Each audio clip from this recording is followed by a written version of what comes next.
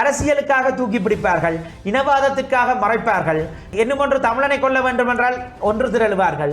காணாமலாக்கப்பட்டோர் அத்தனை பேரும் நிச்சயமாக இந்த சித்துப்பாத்தியிலே தான் உறங்கிக் கொண்டிருக்கிறார்கள். அவற்றை யார் செய்தார்கள்? தமிழ் மக்களுக்கு எதிரான பாரதூரமான மனித உரிமை மீறல்கள் மெலிந்து காணப்பட்டது யாழ்ப்பாணம் ஒரு திறந்த வழி சிறைச்சாலையாக. இந்த மக்களினுடைய ஒருங்கிணைவானது இந்த சித்துப்பாத்தி மனித புதைகுழி அல்லது இந்த செம்மணி மனித புதைகுழிக்கு காணப்படுகிறதா? இழைக்கப்பட்ட அநீதியொன்றத்துக்கு நீதி கேட்டு போராடுவதை கூட பெரிய அளவிலே எல்லோரும் பங்கு பெற்றுவதில்லை, அனுசரிப்பதில்லை. தமிழ் தேசியவாதிகளாக இருப்பவர்கள் இடத்திலே கூட எதற்காக பங்கு கொள்ளவில்லை? பௌத்த சிங்கள பேரினவாதம் தலைவிரித்து ஆடுகின்றது. எதற்காக சர்வதேசம் தன்னிச்சையாக முன்வந்து இந்த விசாரணைகளிலே பங்கெடுக்க முனையவில்லை? அவசியம் என்பது முக்கியம் அல்ல, இவருடைய விசாரணை பொறிமுறை எவ்வாறு செல்கின்றது என்பதுதான் முக்கியம். கொலை செய்தவனே எப்படி நீதியை வழங்க முடியும்? ஒரு வெளிப்படையான விசாரணைகள் எதுவும் இடம்பெற முடியாது இந்த நாட்டிலே. போராட்டங்கள் மூலமாக என்ன பயன்? நான் இதிலே பேசிக் கொண்டிருக்கின்ற விடயங்கள் தொடர்பாக கூட பயங்கரவாத தடை சட்டத்துக்குள்ளே பொருள் கோடல் செய்யப்பட்டு நான் கைது செய்யப்படலாம். அதுக்கான நீதியானது ஒழுங்கான முறையிலே கிடைக்கப்பட்டிருக்கிறதா? அப்ப அந்த பௌத்த சிங்கள கட்டமைப்பை பாதுகாக்க நினைக்கின்ற தொடர்ச்சியுள்ள ஒரு அரசு ஒன்றினுடைய நடத்தையில இந்த விஷயம் விசாரணை செய்யப்பட முடியாது.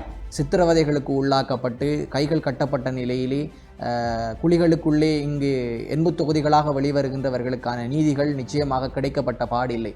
ஈஸ்டர் குண்டு தாக்குதல் தொடர்பாக பேசுகின்ற பல தலைமை பீடங்கள், மத தலைமை பீடங்கள் எங்களுடைய தமிழ் மக்களுக்கு எதிராக இழைக்கப்பட்ட மிலேச்சத்தனமான இனப்படுகொலை பற்றி பேசுவதற்கு தயங்குகின்றார்கள்.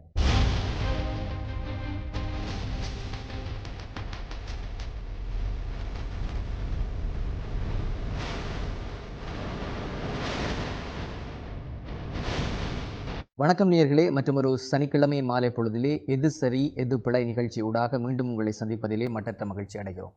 அந்த வகையிலே வாரம் ஒரு சமூகத்திலே பேசப்படுகின்ற அல்லது சமூகத்திலே காணப்படுகின்ற ஒரு பிரச்சனையை எடுத்து அல்லது ஒரு பேசுபொருளை எடுத்து அளவலாவுவது எங்களுடைய வழமையாக காணப்படுகிறது. அந்த வகையிலே இந்த வாரமும் நாங்கள் சமூகத்திலே நிச்சயமாக பேசப்பட வேண்டிய தமிழர்களினுடைய அடிப்படை பிரச்சனை சார்ந்த சில பிரச்சனைகளையும், அதே நேரம் ஒட்டுமொத்த இலங்கையிலும் பேசப்படுகின்ற அல்லது பிரச்சனைக்கு முகம் கொடுக்கக்கூடிய ஒரு சமூகத்தைச் சேர்ந்த மக்கள் குழுவத்தினுடைய ஒரு பிரச்சனையை எடுத்து நாங்கள் இந்த இடத்திலே அளவலாவதற்காக குழுமியிருக்கிறோம். அந்த ரீதியிலே இன்றைய தினம் நிகழ்ச்சிக்கு விருந்தினர்களாக இங்கே வந்திருக்கக்கூடிய 2 சமூக பிரதிநிதிகளை நாங்கள் இந்த இடத்திலே வரவேற்றுக் கொள்கிறோம். அதாவது வலிகாமம் கிழக்கினுடைய தவிசாளர் தியாகராசா நிரோஷ் அவர்களை இந்த இடத்திலே வரவேற்றுக் கொள்கிறோம். அதே நேரம் சித்துப்பாத்தி செம்மணியினுடைய மனித புதைகுழியினுடைய வழக்காளராக காணப்படக்கூடிய வைத்தியலிங்கம் கிருபாகரன் அவர்களையும் நாங்கள் இந்த இடத்திலே வரவேற்றுக் கொள்கிறோம். இந்த செம்மணி சித்துப்பாத்தி மனித புதைகுழியானது ஒரு பாரிய முன்னாயத்தங்களோடு அல்லது பாரிய ஒரு அதிர்வலைகளை உலகம் பூராகவும் சர்வதேச ரீதியிலே ஏற்படுத்தி கொண்டிருக்கிறது என்று சொன்னால் அதில் எந்த விதமான மாற்று கருத்துக்கும் இடமில்லை. ஏனென்று சொன்னால் தொடர்ச்சியாக 360 மனித எச்சங்களை தாண்டியும் அது பயணித்து கொண்டிருக்கிறது. அதிலுமே 50க்கும் மேற்பட்ட சிறார்கள் அதிலே இருக்கிறார்கள். இப்படியாக ஒரு மிகவும் கொடூரமான ஒரு இனப்படுகொலையினுடைய சாட்சியமாக இந்த செம்மணி சித்துப்பாத்தி மனித புதைகுழியானது காணப்படுகிற அதே நேரத்திலே இந்த ஈஸ்டர் குண்டு தாக்குதலின் உடைய அதிர்வலைகள் மீளவும் இலங்கையை உலுக்கி போட்டு கொண்டிருக்கிறது. அல்லது அது தொடர்பான விசாரணைகள், அதிலே காணப்படுகிற சூட்சுமங்கள் என்று சொல்லி பலதரப்பட்ட கேள்விகள், வினாவிடைகள் இன்றைய நேரத்திலே இங்கே கலந்துரையாடப்படவிருக்கின்றன. அந்த ரீதியிலே முதலாவதாக இந்த செம்மணி சித்துப்பாத்தி மனித புதைகுழி தொடர்பான விவகாரத்தை நாங்கள் இந்த இடத்திலே பார்த்தாக வேண்டும். அந்த ரீதியிலே ஒரு வழக்காளர் என்கின்ற ரீதியிலே உங்களிடம் ஒரு வினா காணப்படுகிறது என்னவென்று சொன்னால், இந்த செம்மணி சித்துப்பாத்தியினுடைய மனித புதைகுழி இதனுடைய ஆரம்பம் தற்போதைய காலகட்டம் என்று சொல்லுவது அவ்வளவு சாத்தியமில்லை. ஏனென்று சொன்னால் 1996ஆம் ஆண்டு முதலே இந்த செம்மணி என்கின்ற வார்த்தையானது ஒரு பிரயோகமான வார்த்தையாக ஈழத்திலே காணப்படுகின்ற ஒரு வார்த்தையாக காணப்படுகிறது. சர்வதேசம் என்று கூட சொல்லலாம்.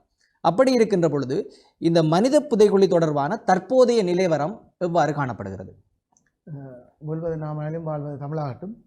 இந்த அரியாலை சித்துப்பாத்தி செம்மணி மனித புதைகுழி வழக்கு என்பது இன்று 3ஆம் கட்டத்தில் 26வது நாள் அகழ்வு நடைபெற்று கொண்டிருக்கிறது.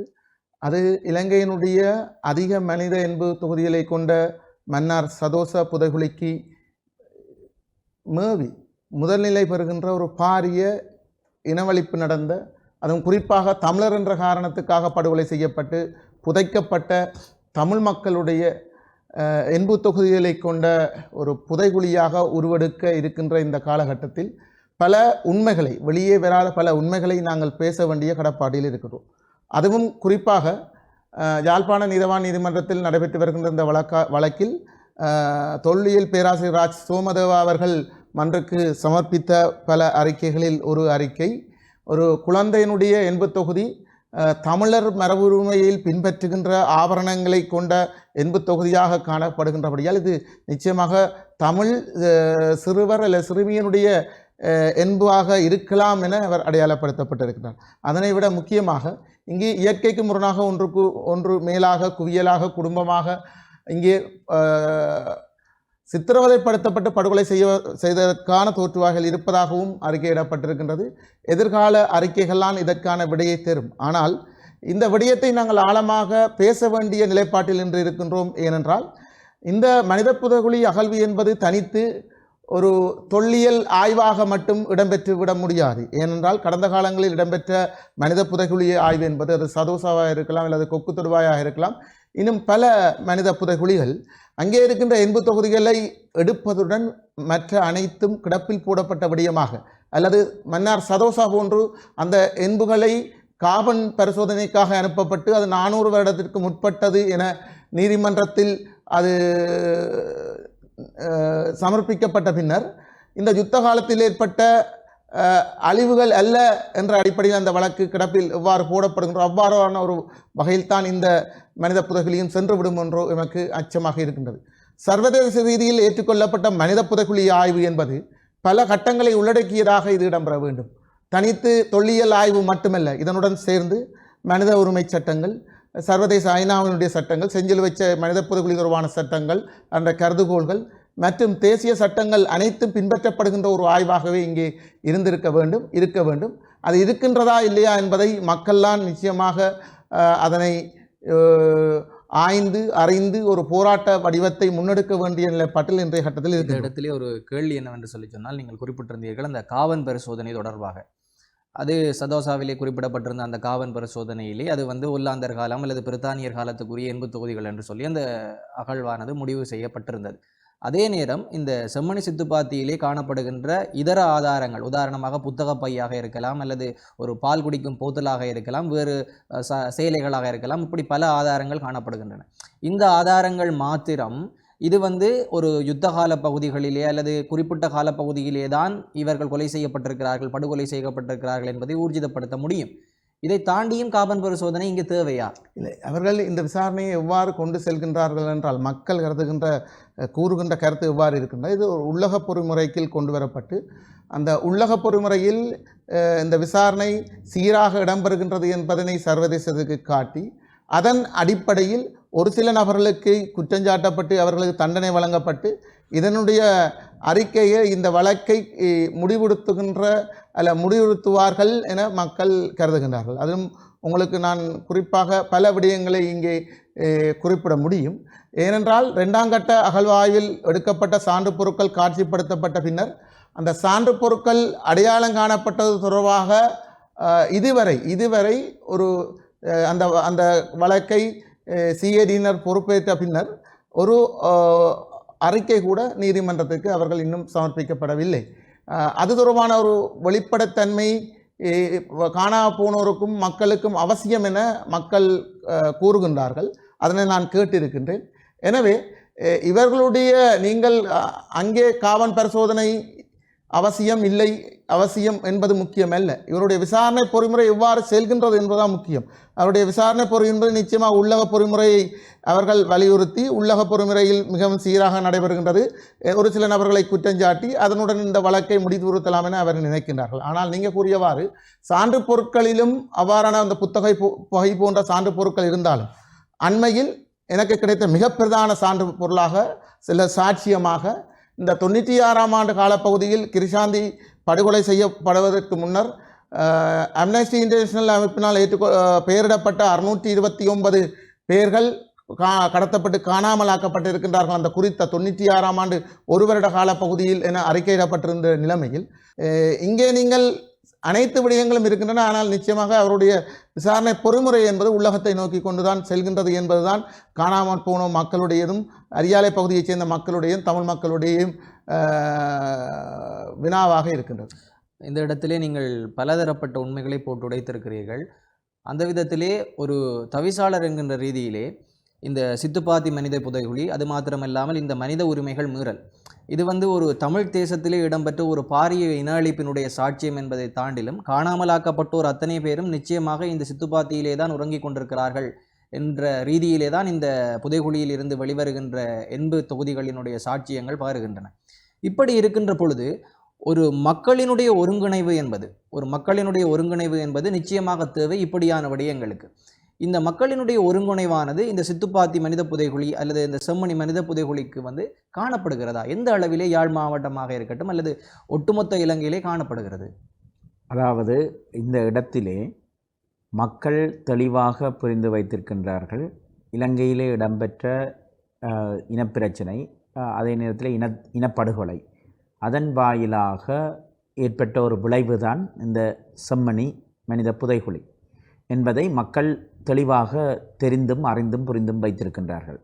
அதிலே மாற்று கருத்தில்லை. நாங்கள் அனுபவ ரீதியாகவும் ஏற்கனவே இலங்கை இராணுவத்தினரால் பலர் பாலியல் வல்லுறவுக்குள்ளாக்கப்பட்டு, பெண்கள் அதே நேரத்திலே குடும்பமாக சிதைக்கப்பட்டு அந்த செம்மணியோடு ஒத்த பகுதிகளிலே புதைக்கப்பட்டதற்கான ஆதாரங்கள் நீதிமன்றங்கள் வாயிலாக கூட வெளிப்படுத்தப்பட்டிருக்கின்றன. கிருஷாந்தி, குமாரசாமி உள்ளிட்டவர்களுடைய படுகொலைகளை அடுத்ததாக இடம்பெற்ற விசாரணைகளில் அந்த உடலங்கள் அந்த புதைக்கப்பட்ட நிலைமையிலே எடுக்கப்பட்ட இடம் தற்போது செம்மணியிலே இருக்கின்ற சிவலிங்கத்திற்கு அருகில் இருக்கின்ற பகுதிகள் என்பது சர்வதேச மன்னிப்பு சபையினுடைய அறிக்கைகளிலும் நீதிமன்ற அறிக்கைகளிலும் காணப்படுகின்றது. அதைத் தொடர்ந்து தமிழர் தாயகத்திலே, அதைத் தொடர்ந்து என்ன, அதற்கு முன்னரும் தமிழர் தாயகத்திலே சிறுவர்கள், பெரியவர்கள், குழந்தைகள், இளையோர், முதியவர்கள் என்ற வேறுபாடின்றி அப்பாவி பொதுமக்கள் இலங்கையினுடைய அரச படைகளால் கொன்றளிக்கப்பட்டிருக்கின்றார்கள். அந்த கொன்றளிக்கப்பட்ட விதங்களிலே கடத்தப்பட்டு காணாமலாக்கப்பட்டு கொன்றளிக்கப்பட்ட சம்பவங்கள் ஏராளமாக இடம்பெற்றிருக்கின்றன. அதன் அடிப்படையிலே மிகச்சின்ன உதாரணம் ஒன்றை நாங்கள் இங்கே செம்மணியிலே அடையாளப்படுத்தி இருந்தோம். செம்மணியிலே மீட்கப்பட்ட கிருஷாந்தி, குமாரசாமி உள்ளிட்ட அவர்களுடைய பெயர்களை கூறுவதற்கு நான் மன்னிப்பு கேட்கின்றேன். ஆனால் எங்களுடைய தேசம் சார்ந்த நலனின் அடிப்படையிலே நாங்கள் குறிப்பிட்டுத்தான் ஆக வேண்டி இருக்கின்றது. அப்படியாக வழக்குகள், நீதிமன்ற தீர்ப்புகள் வாயிலாக தெரிவிக்கப்பட்டிருக்கின்றது. இலங்கையிலே அரச ரீதியாக தமிழ் மக்களுக்கு எதிராக ஒரு அரச பயங்கரவாதம் பிரயோகிக்கப்பட்டது. அந்த பயங்கரவாதத்தை முன்னெடுப்பதிலே சித்திரவதை ஒரு நவீன வகை சித்திரவதை. இன்று இந்த காலகட்டத்திலே ஐநாவினுடைய சித்திரவதை நிபுணர்கள் இலங்கைக்கு வருகின்றார்கள். ஆனால் இந்த இடத்திலே நவீன வகை சித்திரவதை இன்றும் தொடர்ந்து கொண்டுதான் இருக்கின்றது. அதில் எந்த மாற்று கருத்தும் இல்லை. அப்படியாக சித்திரவதை செய்யப்பட்டு கொடூரமான முறையிலே பாலியல் பலாத்காரங்களுக்கு, பாலியல் வல்லுறவுகளுக்கு உள்ளாக தமிழ் மக்கள் ஆயிரக்கணக்கிலே கொன்றளிக்கப்பட்டிருக்கின்றார்கள். அவ்வாறு கொன்றளிக்கப்பட்ட நிலைமையிலே அவற்றுக்கு மக்களுக்கு தெளிவாக தெரியும். இராணுவமும் அந்த காலகட்டங்களிலே இராணுவத்துடன் இயங்கிய ஒட்டுக்குழுக்களுமாக, அதில் பிரதானமாக இராணுவம் ஏவுகின்ற விடயத்தை இலங்கையினுடைய அரச கட்டமைப்பினுடைய படைத்தரப்பு மேற்கொண்டது. அது அரசு தலைவர்களுக்கு கூட தெரியும். நன்கு மாறி மாறி ஆட்சிக்கு வந்த அரசாங்கங்கள் இந்த காரியத்திலே எந்த விசாரணைகளும் இன்றி இருக்கின்றன. ஆனால் இந்த விடயங்களிலே அரசு எவ்வளவு தூரம்தான் ஒளிப்பு மறைப்பு செய்து தன்னை ஒரு மனித உரிமை நோக்கிய முன்னகர்வாளராக சர்வதேச அளவிலே காட்ட வலிக்கிட்டாலும் ஒரு கர்மா என்பது இருக்குத்தானே, ஒரு நீதி என்பது இருக்குத்தானே.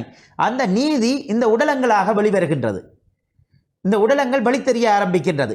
இப்போது எனக்கரையில் இருக்கின்ற இந்த சம்பவத்தினுடைய வழக்காளி அவர்கள் அந்த ஏதோ ஒரு சந்தர்ப்பத்திலே அங்கே ஒரு அபிவிருத்தி நடவடிக்கைகளின் போது அந்த மயானத்தினுடைய அபிவிருத்தி சபை தலைவராக அதனை கண்டறிந்திருக்கின்றார். அப்படியாக இன்று திரை மறைவிலே இருந்த விடயங்கள் பல வெளிச்சத்துக்கு வருகின்றது. இதுபோன்று ஒவ்வொரு சந்தர்ப்பங்களிலும் இப்போது பார்க்க போனால் எங்களுக்கு தெரியும், முன்னரான காலங்களிலே எங்களுடைய மக்களிலே ஒரு இளைஞன் கைது செய்யப்பட்டு விட்டால், அவர் ஒரு திருமணமான இளைஞன் என்றால் அவருடைய மனைவி குழந்தையையும் தூக்கி கொண்டுதான் இராணுவ முகாமுக்கு ஓடுகின்ற வளமை காணப்பட்டது. அவரை விடுவீங்கள், காலிலே விழுந்து கெஞ்சிய நிலைமைகள், பின்னர் அந்த மனைவி பாலியல் வல்லுறவுக்குள்ளாக்கப்பட்ட நிலைமைகள், கொன்றளிக்கப்பட்ட நிலைமைகள் எல்லாம் இந்த தேசத்திலே சர்வசாதாரணமானது. அது ஒன்று மறைப்பதற்கு இல்லை. இவர்கள் சொல்லிக்கொள்ளலாம், இங்கே ஒரு தமிழ் மக்களுடைய விடுதலை போராட்டத்தை இலங்கை சொல்லிக் கொள்கின்றது ஒரு பயங்கரவாதம் என்று ஒரு பொய்யாக சொல்லிக் கொள்ளுகிறேன். ஆனால் உண்மையிலே அரசு பயங்கரவாதம் தான் இருந்தது. அது நான் என்னுடைய கருத்தாக நான் வெளிப்படையாகவே உங்களுடைய ஊடகத்திலே நான் எப்போதும் எந்த இடத்திலும் நான் கூறி வருகின்றேன். அப்படியாகிற ஒரு சூழ்நிலையிலே இந்த தொடர்பாக மக்கள் ஒரு வகை தங்களுடைய தீர்மானகரமான கருத்துக்களை கொண்டிருக்கின்றார்கள். ஆனால் எது எப்படி இருந்த போதும் உண்மைகள் கண்டறியப்பட வேண்டும். அது நீதி விசாரணை வாயிலாகத்தான் கண்டறியப்பட முடியும். அந்த அடிப்படையிலே இங்கே இருக்கின்ற உடலங்கள் தொடர்பாக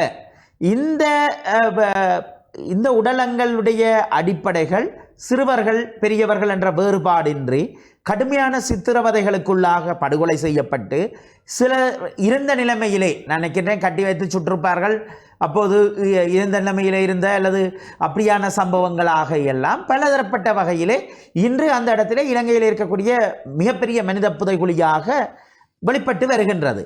இந்த இடத்தில் கூட இந்த நாட்டிலே உங்களுக்கு தெரியும், இலங்கையினுடைய உள்நாட்டு பொறிமுறைகளின் அடிப்படையிலே தான் அங்கே விசாரணைகள் இடம்பெறுகின்றது. விசாரணைகள் என்ன, அந்த மீட்பு பணிகள். ஆகவே இந்த ஆதாரங்கள் கூட எந்தளவு தூரம் நியாயமான முறையிலே வெளிக்கொண்டரப்படும் அல்லது முன்னெடுத்து செல்லப்படும் என்பதெல்லாம் தெரியாது.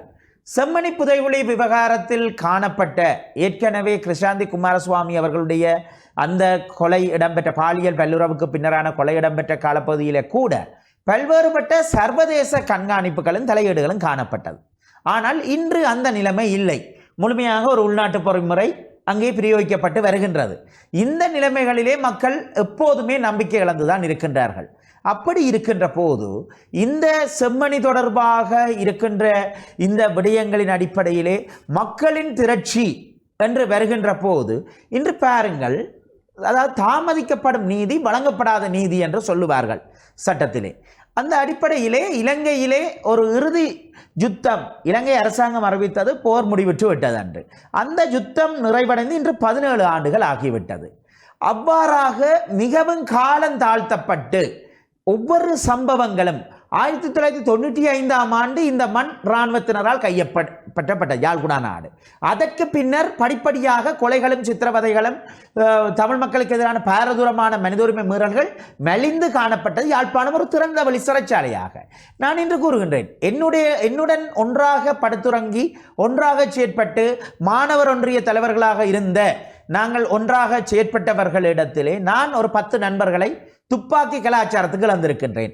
அதிலே பலருடைய கொலைகள் கைதுகள் பிரச்சனைகள் எல்லாமே வந்து இராணுவம், அதாவது இங்கே இராணுவ ஊரடங்கு சட்டம் பிரயோகிக்கப்பட்டு இவர் நடமாடாத நேரங்களிலே அங்கே மக்கள் வெளியே வீட்டுக்கு வெளியாக தலை காட்ட முடியாத சந்தர்ப்பங்களிலே இடம்பெற்றது. ஆகவே அவற்றை யார் செய்தார்கள்? அவை எவற்றுக்குமே இந்த நாட்டிலே நீதி வழங்கப்படவில்லை. ஆகவே நீதி தாமதிக்கப்பட்ட நிலைமையிலே இந்த இடத்திலே பாருங்கள், இந்த விடயங்கள் தொடர்பாக உண்மையான சாட்சிகள் இருக்கின்றார்கள் என்று சொன்னால் கூட அந்த சாட்சிகளை வெளிக்கொண்டு வருவது ரொம்ப கஷ்டமான விடயமாக அமையும். இன்னும் ஒரு 10 வருடம் சென்று விட்டார்கள் என்று சொன்னால் காலம் தாழ்த்துதல். இதிலே சர்வதேசத்தை நோக்கியும் நாங்கள் எங்களுடைய குறைகளை முன்வைக்கின்றோம். சர்வதேசமும் இதிலே தீர்க்கமான விடயங்களுக்கு முன்வரவில்லை என்ற குற்றச்சாட்டையும் நாங்கள் முன்வைக்கின்றோம்.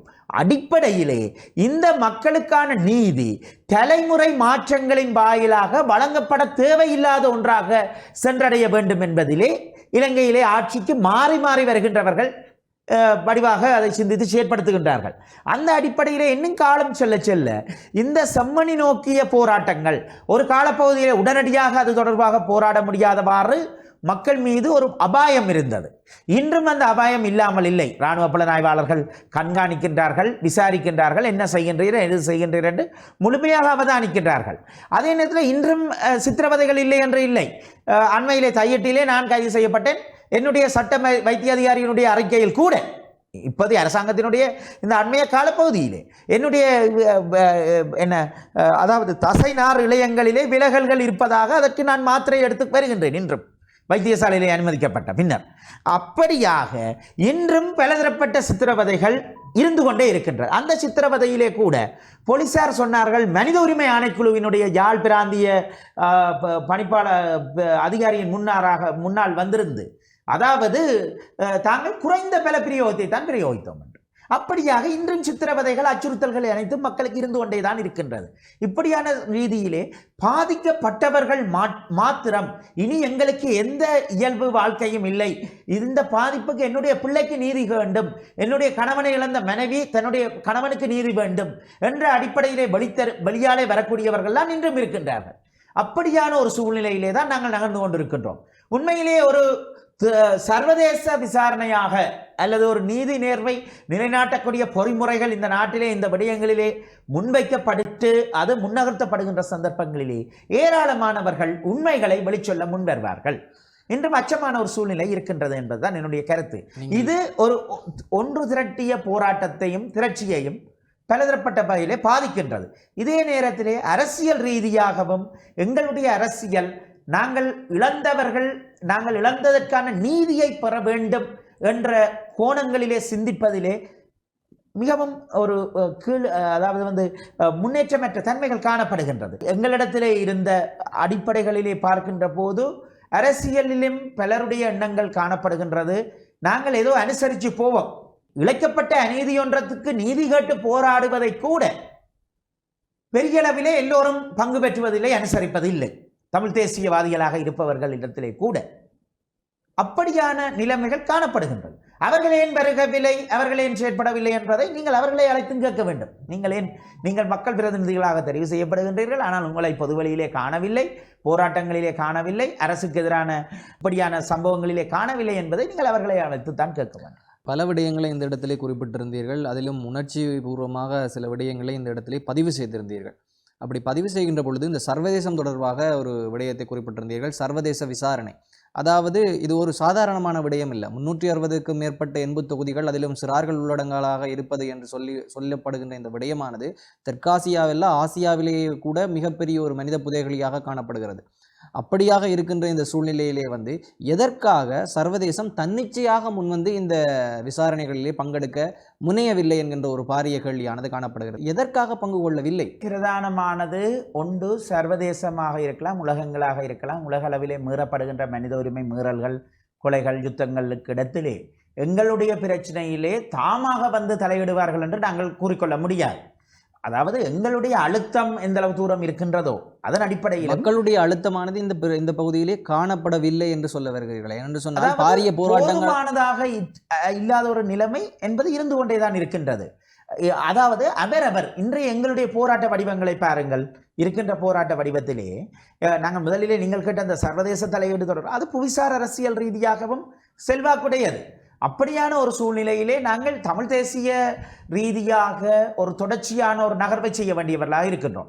ஆனால் எது எப்படி இருந்தாலும் எங்களிடத்திலே இருக்கின்ற தமிழ் தேசிய ரீதியாக ஆவணமாக்கல், அதை மனித உரிமை ரீதியாக காய் நகர்த்துதல் விடயங்களிலே பாரிய பற்றாக்குறை ஒன்று இருக்கின்றது. நாங்கள் ஒரு அரசல்லா தேசியம், அதாவது தமிழ் மக்கள் ஒரு அரசல்லா தேசியம், ஒரு அரசறவியல் ரீதியாக கூறப்போனால் அவர்கள் ஒரு அரசல்லா தேசியமாக இருந்து போராடி கொண்டிருக்கின்றார்கள். இன்றைய சூழ்நிலைகளின் அடிப்படையிலே நாங்கள் பல விடயங்களிலே எங்கள்கிட்ட ஒரு ஸ்டாட்டிஸ்டிக் ரீதியாக கூட அரச துறைகளுடைய புள்ளி விவரங்களைத்தான் நாங்கள் ஆவணமாக கோடிட வேண்டியவர்களாக இருக்கின்றோம். அதற்கு அடுத்தபடியாக பார்க்கின்ற போது இந்த மனித உரிமை மீறல்கள் போன்ற விடயங்களின் அடிப்படையிலே நாங்கள் ஒருமித்த தமிழ் தேசிய தரப்புகளாக எந்தளவு தூரம் அழுத்தங்களை விட்டுக் கொடுப்புகளின்றி அரசுக்கு கால அவகாசங்களை வழங்காது முன்வைக்கின்றோம் என்பதிலே இருக்கின்றது.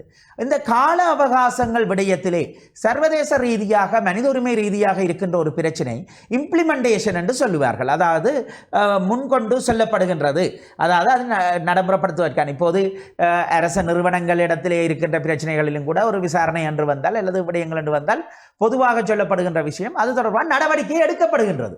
எழுதப்படுகின்ற கடிதங்கள் நடவடிக்கை எடுக்கப்பட்டு வருகின்றது என்றால் தப்பி பிழைத்து விடலாம்.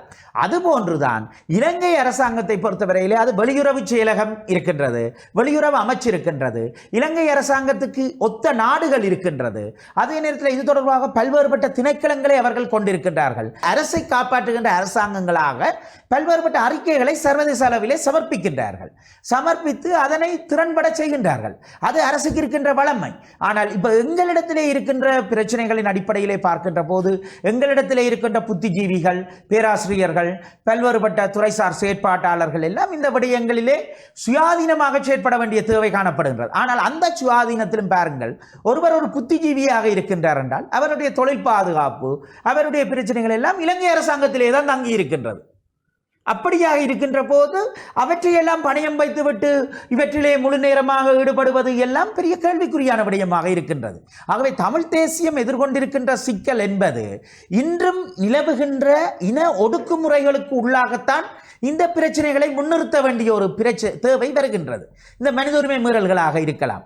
இப்போது நான் மக்களின் வாக்குகளின் அடிப்படையிலே தெரிவு செய்யப்பட்டவன் என்ற வகையிலே என்னால் பேச முடிகின்றது. ஆனால் என்னுடைய செயலாளரால் பேச முடியுமா? அரசு உத்தியோகத்தராக இருக்கின்ற ஒருவரால்? இலங்கையிலே இருக்கின்ற சட்டங்கள் அவ்வாறானதாக இருக்கின்றது.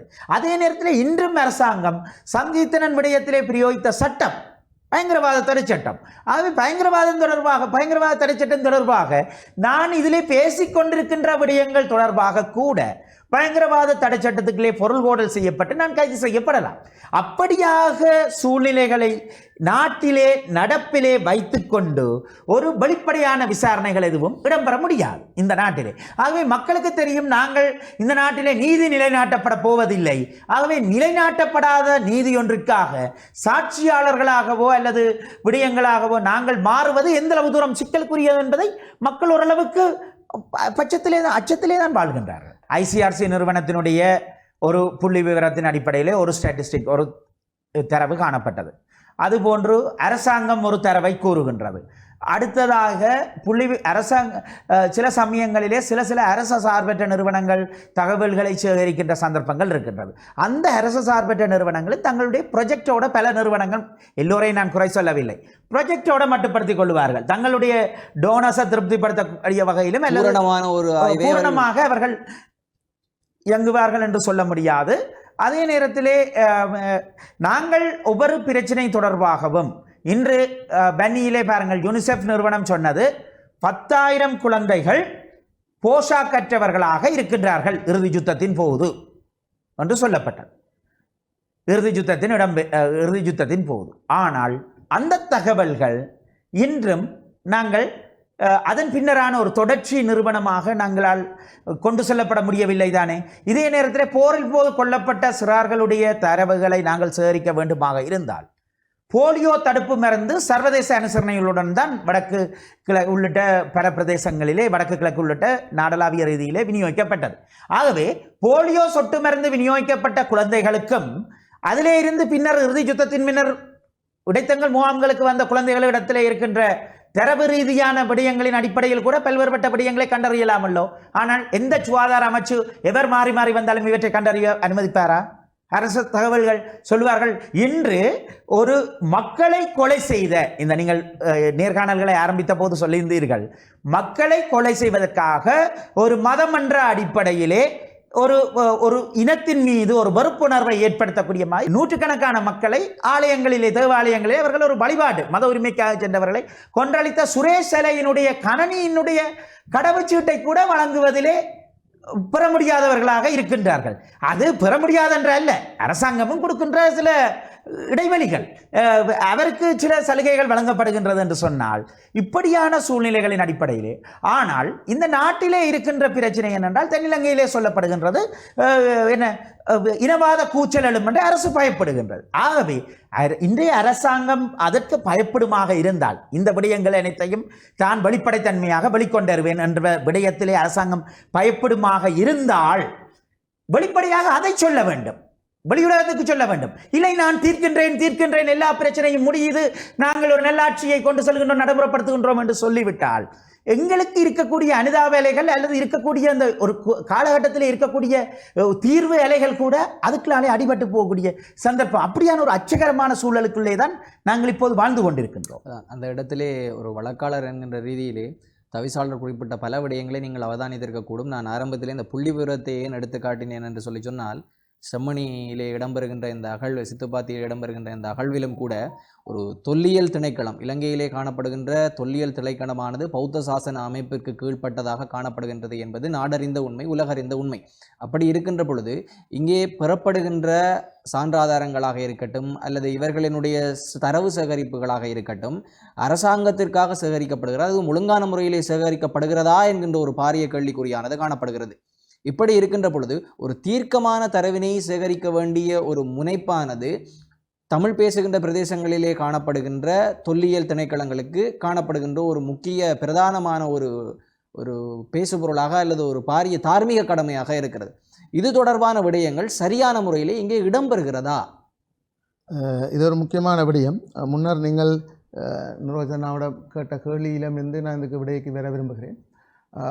சர்வதேச ஊடகங்களிலும் புலம்பெயர் தமிழரிடமும் இங்கே இருக்கின்ற அரசியல்வாதிகளிடமும் மிக முக்கியமாக ஒரு குறைபாட்டை சொல்லி கொண்டு இருக்கின்றார்கள் என்னென்றால், இங்கே நடைபெற்ற இந்த இனவழிப்பு தொடர்பான அல்லது இந்த படுகொலை தொடர்பான புள்ளி விவரங்களோ தகவலோ விவரங்களோ இல்லை, அவற்றை ஆவணப்படுத்த வேண்டும், ஆவணப்படுத்துங்கள் என்ற பாரிய குற்றச்சாட்டை முன்வைக்கின்றார்கள்.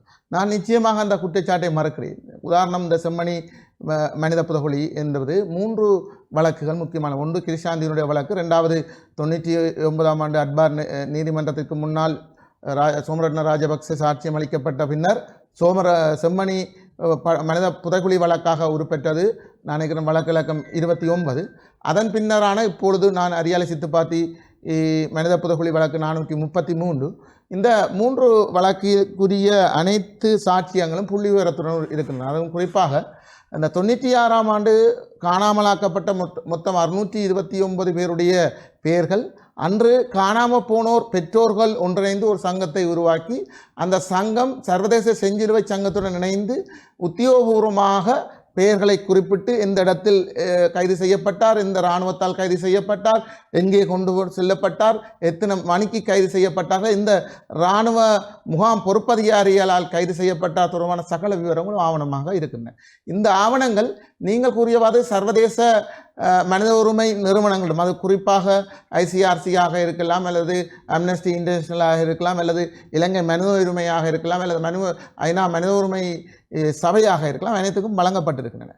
துரதிர்ஷ்டவசம் ஏன் சர்வதேசம் அல்லது சர்வதேச நாடுகள் இதில் தலையிடுவது இல்லை என்றால், அவர்கள் இந்த நாட்டில் நலனை அடிப்படையாக கொண்டு தங்களுடைய நலனை மிக முக்கியமாக, இந்த ஐநா என்பது இந்த 2ஆம் உலகப் போருக்கு பின்னர் வல்லாதிக்க அரசுகளினுடைய பின்னணியில் உருவாக்கப்பட்ட ஒரு அமைப்பாக இருந்து கொண்டு தங்களுடைய நலனை முன்னிலைப்படுத்தித்தான் அவர்கள் சகல நடவடிக்கையிலும் முறைமையுள்ள அரசில் மேற்கொள்கின்றார்கள். இந்த நிலைமையில்தான் இலங்கை போன்ற நாடுகளிலும் இலங்கையினுடையும் இந்த இந்து சமுத்திரத்து பகுதியையும் யார் கட்டுப்பாட்டுக்குள் வைத்திருப்பது என்ற இடத்தில்தான் அவர்கள் தமிழர்களுக்கு நன்மை செய்ய அவர்கள் வரவில்லை. இந்த பகுதியினுடைய பொருளாதார உலகத்தில் வல்லரசாக இருக்க வேண்டும் என்றால் 2 பலம் முக்கியம். ஒன்று பொருளாதாரம், 2 இராணுவ பலம். இந்த 2 பலத்திலும் 2018ஆம் ஆண்டு 16ஆம் ஆண்டுக்கு பின்னர் சீனா பொருளாதாரத்தின் முன்னிலை பெற்று வந்துவிட்டது அமெரிக்காவை விட. இந்நிலைமை இராணுவத்திலும் வலிமை பெற வேண்டுமாக இருந்தால் இந்த இலங்கை மேற்கத்தையத்தையும் கீழத்தையத்தையும் இணைக்கின்ற இந்த இந்து சமுத்திர கடல் பகுதியை யாரு தன்னுடைய கையில் வைத்திருக்கின்றார்களோ அவர்கள்தான் வல்லாதிக்கமாக திகழ முடியும் எதிர்காலத்தில். இதுதான் நியதி. இந்த நிலைமையில் தான் அவர்கள் கையில் எடுத்திருக்கின்ற ஒரு துருப்புச்சீட்டு தான் இலங்கை இனப்பிரச்சனை, இலங்கை அரசை கட்டுப்படுத்துகின்ற விடயம் ஆக இருக்கலாம். எனவேதான் இங்கே நடைபெற்ற அனைத்து இனவழிப்புக்கான சாட்சியங்களும் சான்றுகளும் ஆதாரங்களும் செய்மதி புகைப்படங்களும் அனைத்து நாடுகளுடைய தூதுவராலயங்களிடமும் அனைத்து சர்வதேச மனித உரிமை நிறுவனங்களிடம் இருக்கின்றன. எப்பொழுது அவர்களை இதில் கையில் எடுப்பார்கள் என்றை பார்த்தால் 2009ஆம் ஆண்டு இனப்படுகொலை நடைபெற்றது.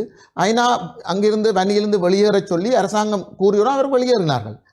அதற்கு பின்னர் ஐநாவினுடைய செயலாளர் நாயகம் பகிரங்கமாக ஊடகங்களில் மன்னிப்பு கோரியிருந்தார் இந்த நிகழ்வுக்கு. ஆனால் 2012ஆம் ஆண்டு ஐநா மனித உரிமை ஆணைக்குழுவிடம் இந்த தீர்மானம் கொண்டு வந்தது அமெரிக்கா பின்னணியாக இருந்து கொண்டுதான் இந்த தீர்மானத்தை கொண்டு வந்தார்கள். அது இலங்கை தங்களுக்காக கொண்டு வரப்பட்ட தீர்மானம் அல்ல. இலங்கை அரசாங்கத்தினுடைய வலிக்கு கொண்டு, அவர்கள் சார்பான ஒரு அரசு இங்கே இல்லை, எனவே அவர்கள் சார்பான அரசை வலிக்கு கொண்டு வருவதற்காக கொண்டு வரப்பட்ட தீர்மானம் தான். அவ்வாறு ஏதோ ஒரு காலகட்டத்தில் இந்த தமிழ் மக்கள் மீது இழைக்கப்பட்ட அநீதியை கையில் எடுத்து தங்களுடைய இருப்புகளை தக்க வைக்க அவர் வருவார்கள். அன்று வரை நாங்கள் போராடி கொண்டிருக்க வேண்டும், இந்த சான்றுகளை பாதுகாத்து கொண்டிருக்க வேண்டும்.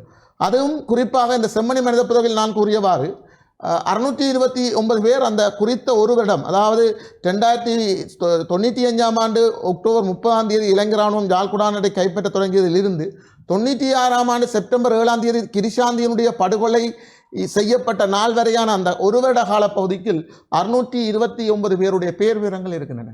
அந்த கிரிஷாந்தி படுகொலை செய்து இருந்து 2001 சமாதானம் பெறுவதற்கான காலப்பகுதி கிட்டத்தட்ட 3000 பேர் இங்கே படுகொலை செய்யப்பட்டிருக்கிறார்கள். அதனுடைய விவரங்கள் இருக்கின்றன. இது தொடர்பான வழக்குகள் இலங்கையினுடைய நீதித்துறையில் வழக்குகள் தொடுக்கப்பட்டு அந்த வழக்குகள் எவ்வாறு கொண்டு செல்ல, உதாரணம் இந்த செம்மணி படுகொலை வழக்கை பார்த்தீர்களாக இருந்தால் இங்கே யாழ்ப்பாண நீதவான் நீதிமன்றத்தில் வழக்கை தொடுப்பார்கள். இங்கே விடுதலை புலிகளுடைய அச்சுறுத்தல் இருக்கின்றது என்ற அனுராதபுரத்துக்கு இந்த வழக்கை மாற்றுவார்கள். பின்னர் அனுராதபுரத்தில் இருந்து கொழும்பு உயர்நீதிமன்றத்துக்கு இந்த வழக்கு கொண்டு செல்லப்பட்டு இறுதியாக சட்டமா அதிபருடைய பரிந்துரைக்காக இது வைக்கப்படுகின்றது. இன்று வரை கிடப்பில் போடப்பட்டிருக்கின்றது. இந்த செம்மணி படுகொலையில் குறிப்பாக 96 ஆண்டு அரியாலை பகுதியைச் சேர்ந்த செல்வராசா பார்த்திபன் என்ற உயர்தர மாணவன் பல்கலைக்கழகத்துக்கு தெரிவு செய்திருந்த நிலைமையில் துண்டி இராணுவ முகாம் பொறுப்பாக பிரேயரானால் கைது செய்யப்பட்டு கொண்டு செல்லப்பட்டது. இன்னும் அந்த இளைஞன் இல்லை. இது தொடர்பான வழக்கு அவருடைய தந்தையினால் யாழ்ப்பாண நீதிமன்றத்தில் வழக்கு தொடரப்பட்டு சட்டமா அதிபருடைய சட்டத்திறனிகள் இங்கே வந்து அவருடைய சாட்சியங்கள் பல நாள் நீதிமன்றத்திலே விசாரிக்கப்பட்டு என்ன நடந்தது என்று இவர் அனைத்து விடயங்களையும் சொல்லுகின்ற போது அதனுடைய சாட்சியாக ஒரு சட்டத்திறனி பெண்மணி இருந்தார். துரதிர்ஷ்டவசம் இந்த வழக்கு நடைபெறுகின்ற போது இந்த பெண்மணி இறந்து விட்டார். கண்ணால் கண்ட சாட்சி. அப்போ இவர் இந்த இடத்துல இவர் கைது செய்யப்பட்டார் என்ற முழு விவரங்கள் தொடர்பான இது நீதிமன்றத்துக்கு சமர்ப்பித்த போது இறுதியாக அவர்கள் அரசு தரப்பு சட்டத்தரணி கேட்ட கேள்வி, நீங்கள் இவை அனைத்தையும் கண்ணால் கண்டீர்களா? இல்லை என்று அந்த வழக்கு கிடப்பில் போடப்பட்டது.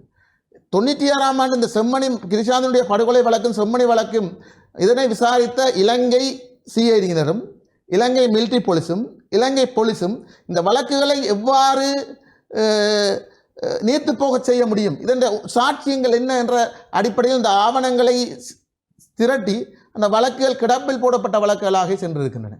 இதுதான் இங்கே இருக்கின்ற நியதி. அதன் காரணமாக உதாரணம், இந்த 96 ஆண்டு கணவனும் மனைவியும் கணவனுக்கு முன்னால் மனைவி கூட்டுப்பாலியல் வல்லுறவுக்கு உட்படுத்தப்பட்டு படுகொலை செய்யப்பட்டதா சோமரண்ண ராஜபக்ச தன்னுடைய வாக்குமூலத்தில் குறிப்பிட்டிருந்தார். அந்த கணவன் மனைவனுடைய குழந்தைகளும் சகோதரரும் இங்கே இருக்கின்றார்கள். அவர்களெல்லாம் இதுக்கு வேற பயப்படுகின்றார்கள் என்றால் இந்த நடந்த சம்பவம் எங்களுக்கு நடந்துவிடும் என்று அச்சத்தில் இருக்கின்றார்கள். அப்போ அந்த அச்சமற்ற ஒரு நீதி விசாரணை பொறுமுறை இங்கே உருவாக்கப்பட வேண்டுமாக இருந்தால் அது உள்ளக பொறுமை பொருத்தமானதாக இருக்க முடியாது. கொலை செய்தவனே கொலைக்கான விசாரணை செய்ய முடியும். களவு செய்தவனே நீதி பொறிமுறையில் உட்கார்ந்து நீதி வழங்கிவிட முடியாது. இப்படி இருக்கின்ற பொழுது இந்த இடத்திலே தான் நீங்கள் குறிப்பிடுகின்ற பொழுது ஒரு கேள்வியானது உதயமாகிறது என்னவென்று சொன்னால், சாதாரணமாக எங்களுடைய பிரதேசங்களிலே வாழ்கின்ற மக்களிலே நீங்கள் குறிப்பிட்டது போல கொலை செய்தவனே எப்படி நீதியை வழங்க முடியும், இப்படியான ஒரு அரசுதான் இலங்கையிலே காணப்படுகிறது என்பது பாரிய அளவிலே இருக்கின்ற தமிழ் மக்களாக இருக்கட்டும், சகோதர இனத்தவர்களாக இருக்கட்டும், எல்லாருக்கும் தெரியும். அப்படி இருக்கின்ற பொழுது இந்த போராட்டங்கள் மூலமாக என்ன பயன் என்கின்ற ஒரு எண்ணக்கிடக்கையானது மக்கள் மத்தியிலே காணப்படுகிறது. இது கூட அவர்களினுடைய ஒற்றுமையாகி தாங்கள் போராட முனைய வேண்டும் என்கின்ற ஒரு ஆர்வத்தை ஏற்படுத்துவது இல்லை என்கின்ற ஒரு கேள்வியானதும் காணப்படுகிறது. தெரிந்தோ தெரியாமலோ அறிந்தோ அறியாமலோ இலங்கையினுடைய சட்டங்களுக்கு உட்பட்டுத்தான் அன்னர் கூறியவாறு நாங்கள் செயற்பட வேண்டும். அப்போ அதன் அடிப்படையில் தான் நாங்கள் இங்கே ஒரு விசாரணை இந்த மனித இன்பு தொகுதிகளை கண்டுபிடித்த பின்னர் அதை குறித்த போலீஸ் திணைக்களமோ அல்லது பிரதேச சபையோ அல்லது அந்த சுடநிலை நிர்வாகமோ அதற்கான சட்டரீதியான நடவடிக்கை எடுக்க ஊடகங்கள் கூட அதற்கு முக்கியத்துவம் கொடுக்கவில்லை. இந்த நிலைமைத்தான் சில தினங்களுக்கு பின்னர் 2ஆம் மாதம் 10ஆம் தேதி இது கண்டுபிடிக்கப்படுகின்றன, 12ஆம் தேதி இது கதை வருகின்றன, எந்த நடவடிக்கையும் இல்லை என்ற அடிப்படையில் தான் 17ஆம் தேதி நான் வழக்கை கொண்டே தாக்கல் செய்தேன். இப்போதைய எதிர்பார்ப்பு இங்கே இருக்கிற இன்பு தொகுதிகளை நாங்கள் முதல் ஆவணப்படுத்த வேண்டும். அதன் பின்னர் இது தொடர்பான விசாரணை முறைகளும் அதனுடைய ஆய்வுகளும் ஒரு சர்வதேச அங்கீகரிக்கப்பட்ட சுயாதீனமான சர்வதேச நிபுணர்களின் மேற்பார்வை அவை இடம்பெற வேண்டும். அந்த செம்மணி படுகொலை தொடர்பான புள்ளி விவரங்கள் அந்த நேரம் சர்வதேச செஞ்சிலுவை சங்கத்திலே மக்கள் முறையிட்டார்கள். அந்த திறந்தவெளி சிறைச்சாலையா இராணுவம் இருக்கின்ற காலப்பகுதிகளில் அப்போ இலங்கை அரசாங்கத்தினால் ஒட்டுமொத்தமாக மேற்கொள்ளப்பட்ட ஒவ்வொருவர் தொடர்பாகவும் நாங்கள் ஒரு ஆவண திரட்டை பேண வேண்டியவர்களாக இருக்கின்றோம். அவர்களுடைய இப்போது என்னை பொறுத்தவரையிலே தன்னுடைய மகன்களை தேடிக்கொண்டிருக்கின்ற பலர் இறந்திருக்கின்றார்கள். கிளிநொச்சி போராட்டம் ஆரம்பித்த போது நான் முதல் நாள் போராட்டத்திலே பங்கெடுத்திருந்தேன். அவர்களுக்கு அறிக்கை ஒன்று தொடர்பாக அவர்களுடைய அறிக்கையை பார்த்திருந்தோம். அந்த இடத்திலே போராடி கொண்டிருந்த பெற்றோரிலே கிட்டத்தட்ட ஒரு 10-12 பேர் செத்துட்டினா. அந்த நாட்கணக்கான போராட்டங்கள் இருக்குது தானே. அப்போ அவர்களுடைய இப்போ இனியொரு எலும்பு தொகுதி மீட்கப்படுகின்ற சந்தர்ப்பங்களிலே இருக்கின்ற அவர்களுடைய ஆதாரமாக இருப்பவர்களுடைய சாட்சியங்களுடைய மரபணு போன்றவை பாதுகாக்கப்பட வேண்டும். ஆனால் அது நான் நினைக்கின்றேன் யாழ் பல்கலைக்கழகத்தின் அளவிலே ஏதோ ஒரு யாழ் பல்கலைக்கழகத்தை சேர்ந்த புத்திஜீவியல் அளவிலே ஒரு நடவடிக்கை ஒன்று எடுக்கப்பட்டதாக அறிந்தேன். ஆனால் அதனுடைய தொடர்ச்சி ஏதாவது வெளிவந்ததாக தெரியவில்லை. என்ன அவற்றையெல்லாம் பாதுகாத்து எங்களுடைய தரவு தளம் என்பது எப்படி இருக்க வேண்டும் என்றால் இது இவருடைய இது என்பதை உடனடியாக கூறக்கூடிய. ஆனால் இலங்கையினுடைய பொறிமுறைக்குள்ளே நீங்கள் சொன்ன மாதிரி அந்த சிஸ்டம் இயலாது. ஏனென்று சொன்னால் அவற்றை பாதுகாப்பதற்கு இன்றைக்கு யோசித்து பாருங்கள். இந்த பகுதிகளிலே இருக்கின்ற மனித எலும்புக்கூடுகளை சாதாரணமாக நிலத்தை ஆய்வு செய்கின்ற விவரங்களை அறியக்கூடிய நவீன ரக உபகரணங்கள் இருக்கின்றது தானே. இந்த புதையல் தோண்டுவது போன்றதாக கண்டுபிடிக்கக்கூடிய உபகரணங்கள் இருக்கின்றதானே. அவற்றை கொண்டு வந்து ஒரு பொது ஸ்தாபனம் ஒன்று ஆராய்வதற்கு அரசாங்கம் அனுமதி அளிக்குமா? எங்களுடைய பிரதேசங்களிலே எங்கெங்கெல்லாம் மனித எலும்புக்கூடுகள் இருக்கின்றது என்று குறைந்தது சந்தேகத்துக்கிடமான இடங்களிலே தென்னும் அவற்றை கொண்டு ஆராய்வதற்கான இடமளிப்பு இடம்பெறுமா? அல்லது நாங்கள் வேண்டுமென்றால் ஏதாவது கல்வியல் நோக்கம் ஏதாவது பொய்யான நோக்கங்களை சிந்திக்க வேண்டியவர்களாக இருக்கின்றோம். ஆகவே இப்படியான சூழல்கள் எங்களிடத்திலே தரவு ரீதியான அடிப்படைகளையும் பாதித்து இருக்கின்றது. அதே நேரத்தில் எங்கள்கிட்ட கலெக்டிவாக இருக்கிறதுலாம் பிரச்சனை இருக்குது. இப்போ வழக்குகள் தாக்கல் செய்யப்பட்ட ஆதாரங்கள் இருக்கு. ஆனால் இங்கே இடம்பெற்ற லட்சக்கணக்கானவர்களுடைய மனித படுகொலை, இன ரீதியான படுகொலை, அந்த படுகொலைகளை ஆவணப்படுத்துவதிலே பலதரப்பட்ட பின்னடைவுகள் எங்களிடம் இருக்கின்றது. அவ்வாறான ஆவணப்படுத்தல்கள் காணப்படும் என்றால் சில வேளைகளிலே வீதிக்கு வீதி மனித புதைகுழிகள் தென்படும். இந்த தீவகத்திலே எல்லாம் எத்தனையோ படுகொலைகள் இடம்பெற்றது. அப்படியான மனித படுகொலைகள் இடம்பெறும். ஆகவே இவற்றை ஒன்றித்ததாக உண்மையிலேயே இந்த பொறிமுறை, இந்த விசாரணை பொறிமுறை, இந்த நடவடிக்கைகள் எல்லாவற்றையும் சர்வதேச சமூகம் தான் செய்ய வேண்டும். ஏனென்றால் இந்த இறைமையுள்ள நாடு என்ற அடிப்படையிலே இலங்கைக்குள் தலையிடக்கூடாது என்பது அல்ல. ஒரு எல்லை மீறுகின்ற சந்தர்ப்பத்திலே அனைத்தையும் செய்யக்கூடிய அதிகாரத்தை இந்த நாடு வறுமையிலே ஏனைய நாடுகள்கிட்ட உதவி பெறுகின்றது. ஆனால் சர்வதேசம் பல சந்தர்ப்பங்களை உதவி அளித்துவிட்டு மௌனிகளாக இருக்கின்றது. அப்படியான சந்தர்ப்பங்களை நீக்கிக் கொண்டு சர்வதேசம் தான் அதாவது குற்றமில்லை. இங்கே நடந்தது ஒரு இனப்பிரச்சனை. இலங்கையினுடைய திணைக்களங்கள் இனவாதமயப்படுத்தப்பட்டிருக்கின்றது. அரசியல் அமைப்பு கூட பௌத்தத்துக்கும் சிங்களத்துக்கும் தான் முன்னுரிமை அளித்திருக்கின்றது. அப்படியாக மீயுயர் சட்டங்கள் அனைத்தும் அரசாங்கத்தை பாதுகாப்பதற்காகவும் இன்றைக்கு பயங்கரவாத தடை இந்த அரசாங்கம் வச்சிருக்கணும் என்று யோசிக்கிறது என்ன காரணம்? பயங்கரவாதங்க ஏதோ ஒரு போர்வையில மக்களிடமிருந்து பௌத்த சிங்கள பேரினவாத கட்டமைப்பை பாதுகாக்க வேண்டும் என்று. அப்ப அந்த பௌத்த சிங்கள கட்டமைப்பை பாதுகாக்க நினைக்கின்ற தொடர்ச்சியுள்ள ஒரு அரசு ஒன்றினுடைய நடத்தையில இந்த விஷயம் விசாரணை செய்யப்பட முடியாது. என்னென்னா குற்றவாளிகளே குற்றத்துக்கு விசாரணையாளர்களாக மாற முடியாது. இப்ப வேறுபட்ட விடயங்களில் வேறு கதை. ஒரு தனிநபர் சார்ந்த குற்றங்கள் சார்ந்தபடி இங்கே அரச குற்றம் தானே இடம்பெற்றிருக்கின்றது. அரசு தானே குற்றம் இழைத்திருக்கின்றது. பொதுமக்களை காட்டிலும் போராடிய அமைப்புகளை காட்டிலும், அதாவது விடுதலை அமைப்புகளை காட்டிலும் அரசினுடைய பிரச்சனை தானே இங்கே பிரச்சனையாக இருக்கின்றது. எங்களுக்கு இந்த ஆய்வை இப்போ இருக்கிற புதிய அரசு செய்யுமான்றத விடயம் இதில் மிக முக்கியமாக நான் இந்த செம்மணி வழக்கிலேயே வச்சு சொல்கிறேன்னா, சென்ற வருடம் ஆகஸ்ட் மாதம் இந்த கிருஷாந்தி படுகொலையினுடைய முக்கிய சாட்சியான செம்மணி படுகொலையினுடைய முக்கிய சாட்சியான சோமரட்ன ராஜபக்ச ஜனாதிபதிக்கு ஒரு கடிதம் ஒன்று எழுதுகிறார். என்னென்னு சொன்னால், இந்த கிருஷாந்தினுடைய படுகொலைக்கும் எனக்கும் தொடர்பில்லை, இந்த செம்மணி படுகொலைக்கும் எனக்கும் தொடர்பில்லை, இது தொடர்பான அதிகாரிகள் பலர் தொடர்பட்டிருக்கின்றார்கள், இது தொடர்பான முழுமையான ஒரு சர்வதேச விசாரணையோ நடத்தப்பட்டால் நான் அதுக்கு முன்னால் சாட்சியம் அளிக்க தயாராக இருக்கின்றேன் என்று ஜனாதிபதி கடிதம் எழுதப்பட்டது. இதுவரை அதற்கான எந்த ஒரு நடவடிக்கையும் எடுக்கவில்லை. அவர் தொடர்பான இல்லை. 2025ஆம் ஆண்டு செப்டம்பர் மாதம் தன்னுடைய சட்டத்தரணியை கூப்பிட்டு சட்டத்தரணியின் ஊடாக அவர் ஒரு ஆவணப்படுத்தலை செய்து அதன் பிரதியை ஜனாதிபதிக்கும் ஐநா மனித உரிமை ஆணையாளருக்கும் மனித உரிமை அமைப்புக்கும் அனுப்பியிருந்தார். இதுவரைக்கும் எந்த விதமான சட்ட நடவடிக்கையும் இல்லை. அப்போ இது ஒன்று எங்களுக்கு இந்த அரசும் அதே பழைய மறைத்தல் நடவடிக்கைகளை தான் செய்யும் என்றதை மாதிரி, அதுதான் ஜேவிபி தான் என்பிபி, என்பிபி தான் ஜேவிபி என்றபடியும் முதலாவது. இதனை நாங்கள் தமிழ் மக்கள் எவ்வாறு கையாள வேண்டும் என்ற விடயம் என்றால், மிக முக்கியமாக என்னை பொறுத்தவரையில் போராட்டங்கள். இப்போ இன்று இந்த செம்மணி மனித புதைகுழிக்கு ஐநா ஆணையாளரை வரவைத்தது, ஐநா வதிவிட பிரதிநிதி இப்போ 2 மாதத்துக்கு முதல் வந்து இது தொடர்பான ஆய்வுகளை மேற்கொண்டு அறிக்கையிட்டு இங்கே திருப்தி இல்லை என்ற வசனத்தை அவர் குறிப்பிட்டு சென்றதும் இந்த போராட்டம் தான் இங்கே கொண்டு வந்து அவர்களை இழுத்து வந்து விட்டது. என்னை பொறுத்தவரையில் இந்த அரியாலை சித்துப்பாத்தி செம்மணி மனித புதைகுழியினுடைய அகழ்வு ஆய்வு என்பது பின்வரும் படிமுறையில் இடம்பெற வேண்டும். முதலாவது நாங்கள் அடையாளப்படுத்தி இருக்கிறோம். ரெண்டாவது அங்கே பாதுகாப்பு போலீசார் நிறுத்தப்பட்டிருக்கிறார்கள், கண்காணிப்பு கேமரா பொருத்தப்பட்டிருக்கின்றது. மூன்றாவது அகழ்வு தொல்லியல் அகழ்வு நூடாக சட்ட வைத்திய அதிகாரிகள் முன்னிலையில் அந்த அகழ்வு நடைபெறுகின்றது. நான்காவது இது தொடர்பான ஆய்வறிக்கைகள், அதுவும் குறிப்பாக குற்றவியல் ஆய்வறிக்கையாக இருக்கலாம், அல்லது இந்த எண்பு தொகுதிகள் தொடர்பான சுத்தப்படுத்தப்பட்டு அந்த எண்பு தொகுதிகளிலே எவ்வாறான அடிப்படையில் மரண விசாரணை அறிக்கைகளாக இருக்கலாம்.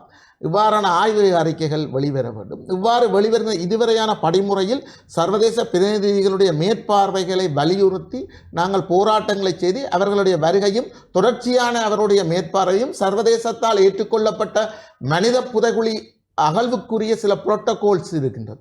அது சர்வதேச செஞ்சிலுவை சங்கம் வெளியிட்டிருக்கின்றது. ஐநாவினுடைய மனித புதைகுழி தொடர்பான அது சர்வதேச ரீதியில் நடைபெற்ற பொஸ்னியா மனித புதைகுழி அகழ்விலும் அது பின்பற்றப்பட்டது. ஆனால் இங்கே பின்பற்றப்படவில்லை. ஆனால் செம்மணி கிருஷாந்தனுடைய புதைகுழி ஆய்வுக்கு சர்வதேசம் பெறவில்லை. செம்மணி மனித புதைகுழியினுடைய ஆய்வுக்கு தான் சர்வதேசம் வந்ததற்கான மிக பிரதான காரணம் அந்த கிருஷாந்தனுடைய படுகொலை பள்ளி மாணவி என்ற அடிப்படையில் ஐநா மனித உரிமை ஆணைக்குழு நாங்கள் 2017ஆம் ஆண்டு 225 என்ற தீர்மானத்தின் அடிப்படையில் இதனை விசாரிக்கப்படும் என்ற தீர்மானங்கள் நிறைவேற்றி அதன் அடிப்படையில் அன்று அந்த பிரச்சனை பாரிய அளவில் எழுந்தபடியால் தான் இந்த செம்மணி படுகொலை சர்வதேச பார்வை பெற்றதனாலும் சர்வதேசவர்கள் வந்தார்கள். ஆனால் துறைஸ்தவரம் வந்தவர்கள் அந்த ஆய்வுகளெல்லாம் செய்துவிட்டு வேறு எங்கும் இதிலிருந்து 50 மீட்டரில் இப்போ அடுத்த மனித புதைகுழி எங்கும் அதற்கான சாட்சி வேறு இருப்பதற்கான இது இல்லை. வெறும் 15 உடல்களை கண்டுபிடித்து விட்டு அதோடு அவர்கள் தங்களுடைய சர்வதேச பிரதிநிதித்துவத்தை நிறுத்திவிட்டார்கள். அதற்கான விசாரணை இன்றும் கிடப்பில் போடப்பட்டிருக்கின்றது. அதில் 2 இளைஞருடைய உடல்கள் அடையாளப்படுத்தப்பட்டது. அந்த இளைஞனுடைய விசாரணை கூட இன்னும் சரியாக முன்னெடுக்க. இப்போ கடந்த கால நீதி பொறுமையினுடைய விசாரணைகளும் அதனுடைய வழக்கு தீர்மானங்களும் எவ்வாறு செல்கின்றது என்று எனக்கு தெரிவிக்கிறது. ஆகவே நாங்கள் இதை சர்வதேசத்தை மேற்பார்வையும் இது சர்வதேச பொறுமுறையிலான விசாரணை பொறுமுறையை கொண்டு செல்வதற்கான அழுத்தங்களையும் கொடுப்பதற்கான போராட்டங்களை நாங்கள் செய்ய வேண்டும். அந்த போராட்டங்களை செய்வதன் ஊடாக மட்டும்தான் நாங்கள் இங்கே அடுத்த நகர்வை செய்ய முடியும் என்பதை நான் ஆணித்தரமாக நம்புகிறேன். போராட்ட வடிவங்கள் மூலமாகத்தான் எங்களுக்கான நீதிகளை பெற்றுக்கொள்ள முடியும் என்கின்ற ஒரு கருத்தியலை நீங்கள் இந்த இடத்திலே முன்வைத்திருந்தீர்கள். இந்த செம்மணி சித்துப்பாத்தி மனித புதைகுழி தொடர்பான விடயங்களை நாங்கள் பார்க்கின்ற அதே சமயம் இந்த தேசத்திலே அதிர்வலைகளை ஏற்படுத்தி இருக்கக்கூடிய அந்த ஈஸ்டர் குண்டுத்தாக்குதல் தொடர்பாகவும் நாங்கள் இந்த இடத்திலே பிரசன்னப்படுத்த வேண்டும். ஏனென்று சொன்னால் 269க்கும் மேற்பட்டவர்களினுடைய உயிரிழப்புகள் அதிலே இடம்பெற்றிருக்கிறது. இந்த 2019ஆம் ஆண்டு ஏப்ரல் மாதம் இடம்பெற்ற அந்த ஈஸ்டர் குண்டு தாக்குதலில் அதிலே பிரதான சூத்திரதாரியாக இலங்கை அரசினால் இப்பொழுது அடையாளப்படுத்தப்பட்டு கைது செய்யப்பட்டிருக்கக்கூடிய சுரேஷ் சாலே தொடர்பான அதிர்வலைகளும் இடம்பெற்று கொண்டிருக்கின்றன. இதிலே நாங்கள் முன்னவே குறிப்பிட்டிருந்த பொழுது நிகழ்ச்சியின் ஆரம்பத்திலேயே குறிப்பிட்டிருந்தது போன்று இந்த குண்டு தாக்குதலை, அதாவது தேசிய ஜவ்ஹீத் ஜமாத் என்று சொல்லக்கூடிய அமைப்பு மூலமாக இது ஏற்படுத்தப்பட்டது என்று சொல்லியும் இதன் மூலமாக இலங்கையிலே அந்த காலப்பகுதிகளிலே இதே போன்று எங்களுடைய தமிழ் இளைஞர்கள் கைது செய்யப்பட்டது அதே போன்று இஸ்லாமிய சகோதரர்களும் கைது செய்யப்பட்டு இன்றும் சிறைச்சாலைகளிலே இருக்கிறார்கள். அப்படியாக இருக்கின்ற பொழுது இது தொடர்பான விசாரணைகள் ஒழுங்கான முறையிலே இடம்பெற்றிருக்கிறதா அல்லது அதற்கான நீதியானது ஒழுங்கான முறையிலே கிடைக்கப்பெற்றிருக்கிறதா என்கின்ற ஒரு கேள்வியானது காணப்படுகிறது. இது தொடர்பான உங்களுடைய கருத்தியல்? அடிப்படையிலே இந்த ஈஸ்டர் குண்டு தாக்குதல் தொடர்பாக பல்வேறு அரசியல் காரணங்களும் அதனூடாக ஒரு அரசியல் லாபம் தேடுகின்ற முயற்சிகளும் மனித படுகொலைகளின் வாயிலாக அரசியல் லாபம் தேடுகின்ற முயற்சிகளும் இடம்பெற்றிருப்பது பல்வேறுபட்ட ஆதாரங்களின் மூலம் வெளிவந்திருக்கின்றது. அது தொடர்பாக விடயத்தின் அடிப்படையிலே பார்க்கின்ற போது சில கைதுகள் இடம்பெற்றிருக்கின்றன, விசாரணைகள் நடைபெற்று கொண்டிருக்கின்றன. அந்த விசாரணைகளின் அடிப்படையிலே ஓரளவுக்கு அந்த விடயங்கள் முன்கொண்டு செல்லப்படுகின்றமையை நாங்கள் பார்க்கின்றோம்.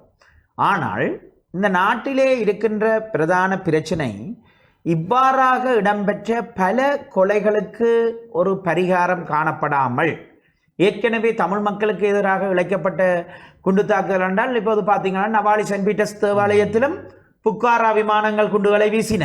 அதுபோன்று நாகர்கோயில் பள்ளிக்கூடத்தில் வீசின. வெள்ளிவனத்தில் 99 சிறார்கள் அந்த இடத்திலே மாண்டார்கள்.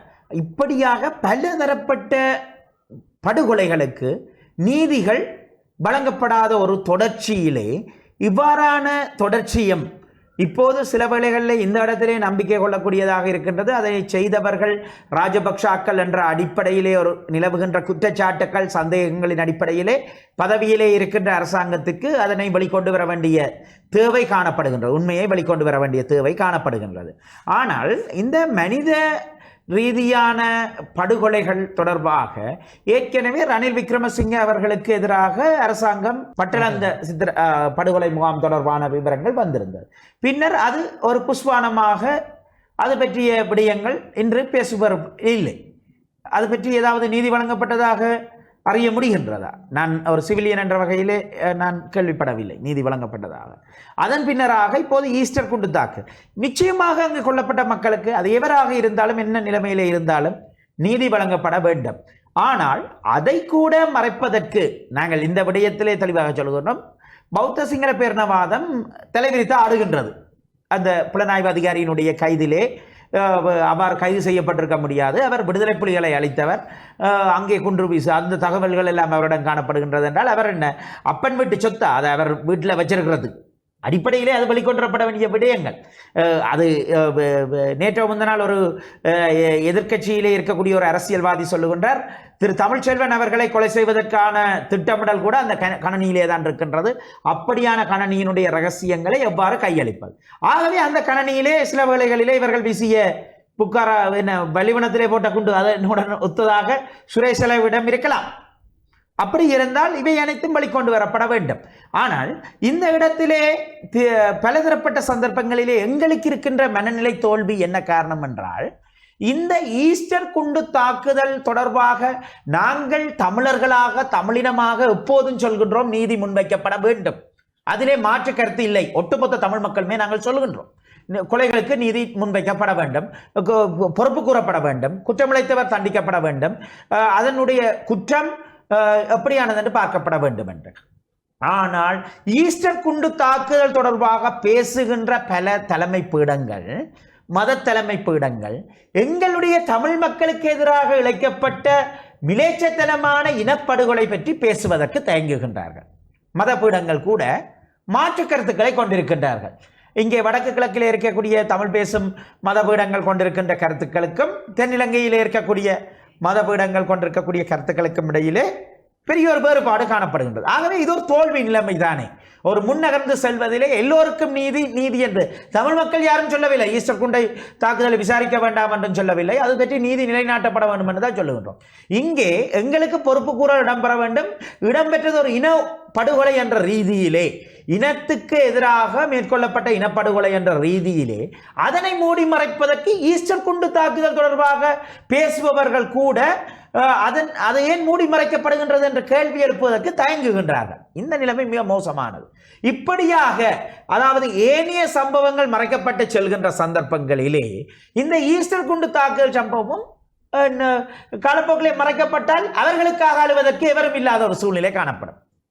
ஆகவே இந்த இடத்திலே எங்களுடைய சூழ்நிலைகளின் அடிப்படையிலே இந்த ஈஸ்டர் குண்டு தாக்குதல் தொடர்பாக விசாரணைகள் முன்னெடுக்கப்படுவது மிகவும் வரவேற்கத்தக்கது. அதிலே நாங்கள் அரசை வரவேற்கின்றோம். ஆனால் இந்த அரசாங்கம் அதுக்குள்ளும் ஒரு இனவாதம், இந்த அரசாங்கம் இல்லை எந்த அரசாங்கம் வந்தாலும் தமிழ் மக்களுக்கு எதிராக முளைக்க வைக்கப்பட்ட இனப்படுகொலைகளுக்கு எதிராக விசாரணைகள் இன்றைய ஒரு சூழ்நிலை காணப்படுகின்றது.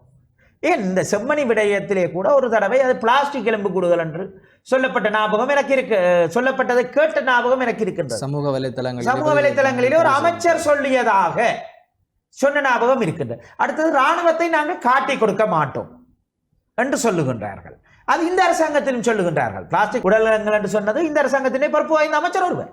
அடுத்து இராணுவத்தை காட்டி கொடுக்க மாட்டோம் என்றால் இராணுவம் பல்வேறுபட்ட குற்றச்செயல்களிலும் இனப்படுகொலையிலும் கோரமான உலகளவிலே வெறுக்கத்தக்க சம்பவங்களிலும் ஈடுபட்டிருக்கின்ற சந்தர்ப்பத்திலே அவற்றுக்கு விசாரணை வேண்டாம். பௌத்த துறவி சிறுவர் பாலியல் பலாத்காரத்தை செய்ததற்கு அவர் பிணையிலே விடுவிக்கப்பட்டிருக்கிறார். ஆகவே இவையெல்லாம் இலங்கையினுடைய ஒரு அதிசயங்களாகத்தான் இருக்கின்றதை தவிர இப்படியான போக்குகள் உண்மையிலே அங்கே மாண்டு போன ஈஸ்டர் குண்டுதாரிகளுக்கும் நீதியை பெற்றுக் கொடுக்கும் என்று நம்பிக்கை கொள்ள முடியாத சூழ்நிலை காணப்படுகின்றது. ஏனென்றால் அரசியலுக்காக தூக்கி பிடிப்பார்கள், இனவாதத்திற்காக மறைப்பார்கள், இன்னும் ஒன்று தமிழனை கொள்ள வேண்டும் என்றால் ஒன்று திரளுவார்கள். அதுதான் பிரச்சனை, உள்ள நாட்டிலே இலங்கையிலே இருக்கின்ற பிரச்சனை என்று கைகோப்பார்கள். சொல்வார்கள், எல்லாம் நடக்கும். பலதரப்பட்ட விடயங்கள் தொடர்பாக நாங்கள் இந்த ரீதியிலே கலந்துரையாடி இருக்கிறோம். அந்த வகையில் நாங்களும் நிகழ்ச்சியினுடைய இறுதி கட்டத்திற்கு வந்து சேர்ந்திருக்கிறோம். இப்படியாக இருக்கின்ற பொழுது இந்த செம்மணி சித்துப்பாத்தி மனித புதைகுழி தொடர்பான விடயங்களாக இருக்கலாம், அல்லது ஈஸ்டர் குண்டு தாக்குதல் தொடர்பான விடயங்களாக இருக்கலாம். இங்கே பலதரப்பட்ட விடயங்கள் கலந்துரையாடப்பட்டன. அதிலே சாராம்சமாக சில விடயங்கள் முக்கியமாக அழுத்தம் திருத்தமாக சொல்லப்பட்டிருந்தது. அதாவது அரசானது இலங்கையை பொறுத்தவரையிலே நிச்சயமாக மாற்றமடையாது, ஆனால் இங்கே அரசாங்கங்களானது மாற்றமடையக்கூடியதாக இருக்கிறது. அதே நேரம் எந்த விதமான அரசாங்கங்கள் இங்கே மாற்றம் அடைந்திருந்தாலும் அல்லது அடையவிருந்தாலும் அங்கே அது அரசினுடைய மாற்றத்திற்கு அல்லது அரசினுடைய செயற்பாடுகளுக்கு எந்த விதத்திலும் தாக்கம் செலுத்தாது என்கின்ற கருத்தியல்கள் முன்வைக்கப்பட்டிருந்தன. அதே ரீதியிலே இந்த இடத்திலே தங்களுடைய உறவுகளுக்காக இங்கே கண்ணீர் வடிக்கின்ற அல்லது போராடுகின்ற மக்களினுடைய நீதிகள் கேள்விக்குறியாக்கப்பட்டிருக்கின்றன.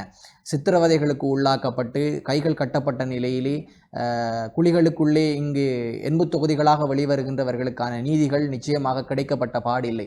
சர்வதேசத்தினுடைய தலையீடானது இதற்கு எந்த ரீதியிலுமே தற்போதைய காலம் வரையிலுமே தன்னுடைய ஒரு முன்னாயத்தமான அல்லது முன்னணித்துவத்தை இங்கே காட்டவில்லை என்கின்ற பலதரப்பட்ட வினாக்கள், கேள்விகள், பதில்கள் என்று சொல்லி இங்கே கலந்துரையாடப்பட்டிருக்கின்றன. நிச்சயமாக இந்த நிகழ்ச்சி மூலமாக நல்லதொரு விழிப்புணர்வு அல்லது நல்லதொரு திடமான சிந்தனையானது மக்கள் மத்தியிலே விட்டு செல்லப்பட்டிருக்கும் என்ற நம்பிக்கையோடு இந்த இடத்திலே எங்களோடு குழுமி இந்த கலந்துரையாடலை எங்களோடு சேர்ந்து கொண்டு சேர்த்த தவிசாளர் மற்றும் வழக்காளர் ஆகிய இருவர்களுக்கும் நாங்கள் இந்த இடத்திலே நன்றி சொல்ல கடமைப்பட்டிருக்கிறோம். நன்றி. நிச்சயமாக மீண்டும் மற்றொரு சனிக்கிழமையிலே நல்லதொரு நிகழ்ச்சியிலே நல்லதொரு கருத்தோடு உங்களை சந்திக்கும் வரை விடைபெறுகிறோம். நன்றி, வணக்கம்.